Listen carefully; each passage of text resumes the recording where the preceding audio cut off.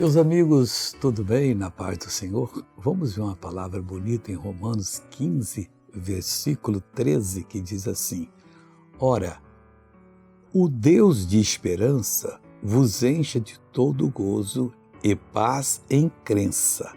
E para que, missionário? Para que abundeis em esperança pela virtude do Espírito Santo.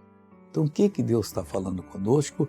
Que Ele quer encher a cada um de nós de todo gozo, prazer e de paz em crença, crendo. E para quê? Para que nós abundemos em esperança pela virtude do Espírito Santo. Será que isso tem acontecido na sua vida? Missionário não, mas tem que clamar. Como crerão se não há quem pregue? Estou pregando agora, estou lhe mostrando. Medite nessa palavra e comece a orar. Você vai ver que Deus tem um propósito grande na sua vida. Veja essa pessoa abençoada, eu já volto. Eu peguei uma bactéria muito forte faz 13 anos. 13. O que ela fez com você? Eu fui fazer cirurgia cardíaca e dessa cirurgia ficou tudo problema na perna. Eu peguei a bactéria na perna. Como é que você chegou andando aqui hoje? Põe essa bengala no ombro aí. Vai, filha de Deus, vai para casa.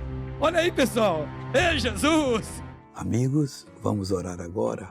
Pai, eu abro meu coração orando por essa pessoa que precisa ser cheio, Pai, dessa palavra aqui, de esperança pela virtude do Espírito Santo. Não da mente fraca, mente desejosa, mas sim, ó Deus, por aquela esperança que o Espírito Santo, na virtude dele, vai dar a essa pessoa.